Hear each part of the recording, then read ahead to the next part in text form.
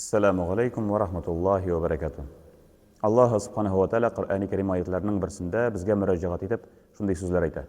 A'udhu billahi minash shaytonir rajim. Qala robbukum ud'uni astajib lakum. Ila oyati oxiri. Alloh subhanahu va taolo aytadi, sizning Robbingiz sizga shunday ravishda murojaat etib duo qiling'iz. Menga murojaat etingiz. Amal g'ibatda bo'ling'iz, men sizga javob qaytarman deb aytadi. Robbimiz shu oyat karima bilan bizni amal g'ibatga ham duoga undi. Ya'ni duo qilu. Alloh subhanahu va taolaga o'zimizning tilaklarimizni bildirib murojaat etu. O'zimizning ehtiyojlarimizni bildirib Alloh subhanahu va taoladan so'rov masalasini ochiqlab Robbimiz shu oyat karimani indiradi. Ham davom etib shu oyatning oxirida shunday so'zlar aytib qo'ya, unda bo'lsa shu amal g'ibat, duo amal g'ibati. Alloh subhanahu va taolaga murojaat etib so'rov bilan kimda kim menga yengilcha qarar ekan, kimda kim mendan bosh tortar ekan, u kishini yuztuban jahannamga irg'itarman deb aytadi Alloh subhanahu va taolo kisatib. Shunga ko'ra da amal g'ibat, duo ulda bo'lsa amal g'ibatning jiligi deb aytadi payg'ambarimiz Muhammad Mustafa sallallohu alayhi vasallam. Duo ulda bo'lsa amal g'ibatning negizi. Nindigina amal g'ibatlar biz bo'lmasin, hammasida duo bilan yumg'oqlab qo'yamiz, duo bilan boshlab jiberamiz. Namoz, roza, zakat, hoj butunisida duolar bilan to'la. Mu'min musulmonning turmushi umuman duo bilan to'la deb aytsak, yolg'ish bo'lmas. Payg'ambarimiz sallallohu alayhi vasallam da shuni esda tutib bizga aytadi. Duo ulda bo'lsa g'ibatning jiligi, g'ibatning eng o'rtasi, naq mana o'rtasi deb aytgan darajada bizga payg'ambarimiz sallallohu alayhi vasallam bu so'zlarni aytib jiberadi. Shunabda mu'min musulmon nindigina halda bo'lmasin, nindigina halga tushmasin, nindigina rahat choqlarini kechirmasin, Alloh subhanahu va taolaga murojaat etadi. Turmushi xayrli vaqtda o'zganda Alloh subhanahu va taolaga shukrona qilib murojaat etadi. Alhamdulillah, ya Rabbim, Alloh taolaga Sina rahmatliman, ya Rabbim sina rahmatimni bildiraman deb murojaat etadi. Og'irlik kelgan vaqtda ya Rabbim sabrlik ber. Ya Rabbim shu sinovlarni xayrlisi bilan o'zib, xayrli ravishda bu sinovlarni o'zdirgan nasib et deb murojaat etadi mu'min musulmon. Nindigina halda bo'lmasin, nindigina og'irlikqa tushmasin, mu'min musulmon doimiy ravishda amal g'ibatda, duoda.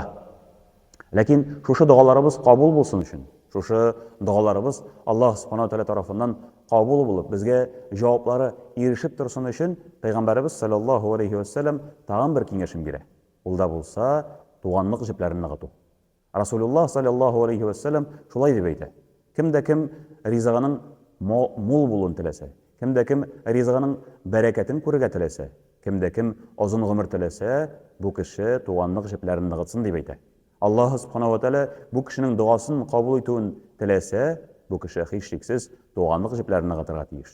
Chunki tug'anliq jiplari silau rahm degan tushuncha Alloh subhanahu va taolo tomonidan bizning uchun bir ne'mat bo'larak belgilanib qo'yilgan. Tug'anliq jiplarini nig'atuv ulda bo'lsa din islomning negizi. Payg'ambarimiz Muhammad Mustafa sallallohu alayhi vasallam bu masalada bizga bir xayrli o'rnak bo'lib turadi. Rasululloh sallallohu alayhi vasallam islom dini inga boshlanishiga xatluk tug'anlari bilan xayrli muomalada turmush olib bordi. Lekin islom dini inga boshlagandan so'ng, vahiy kela boshlagandan so'ng, Alloh subhanahu va taolo tomonidan oyatlar inga boshlagandan so'ng, qo'ybir qardoshlari, qo'ybir tug'anlari bu masalani anglab o'tirmadilar. Hatto qo'ybirlari Rasululloh sallallohu alayhi vasallamga qarata dushmanlik ko'rsatdilar. Amma lekin payg'ambarimiz sallallohu alayhi vasallam bu vaqtda o'zini nishik tutdi. Menga ixtibor etsak, biz shuni ko'ra olamiz. Rasululloh sallallohu alayhi vasallam tug'anliq jiplarini uzmadi. Kirisincha, anga dushmanlik ko'rsatgan qardoshlarini qaratada xayrli muomalada bo'larga tirishdi. Salom berdi, yordam qo'lini so'zlarga tirishdi. Payg'ambarimiz sallallohu alayhi vasallamning o'rnagi mu'min musulmonlar uchun eng xayrli o'rnak deb Alloh subhanahu va taolo Qur'oni Karim oyatlarining birisida bizga bildiradi. Payg'ambarimiz sallallohu alayhi vasallamning o'rnagi. Nindigina og'ir holda bo'lmaslashlaring, nindigina rahat choqlarida yashamasinlar qardoshlaring, ular bilan xayrli muomalada bo'lu payg'ambarimiz sallallohu alayhi vasallamning sunnati bo'lib turadi. Ne uchun deganda, chunki naq mana shu silau rahm Alloh subhanahu va taolaning amrida bo'lib turadi. Rabbimiz Qur'oni Karim oyatlarining birisida shulay deb aytadi. A'udhu billahi mineşşeytanirracim. Ve ati zel qurba haqqah dey. Yani tuğanına, kardeşine, kan kardeşine bir hayırlısı bilen hayırlı revuşta müracaat et. Kan kardeşine, tuğanına, kardeşine hayırlı muamelede bul. Ana tiyişlisin bir debeyte. Yani anın bilen oralaş, ana yerdem kerek bolsa yerdem iterge tırış, ana hayırlı söz bilen müracaat et. Debeyte Allah subhanahu wa ta'ala Kur'an-ı Kerim ayetlerinin birisinde. Yani Allah subhanahu wa ta'ala emir biri. Şu an körede tuğanlık jiplerini nığıtu. Bugün künde bigerek de bu orunlu bulup dura. Günü boyu işleybiz, altına boyu işleybiz, yıllar boyu işleybiz, turmuş alıp barabız, dünya kuvabız. Hem şul vakitte koy bir vakitlerini, koy bir mizgillerini tuğanlık torunda gümümin unutup taşıyıp berabız. Allah subhanahu wa ta'ala bu düşünceden bizni saklasın. Tuğanlık jiplerini nığıtıp, kardeşlerimiz bilen oralaşıp, kardeşlerimiz bilen hayırlı muamelede bulup, turmuş alıp bargan nasip etsin. Hemme bizge de. Esselamu aleykum ve rahmetullahi ve berekatuhu.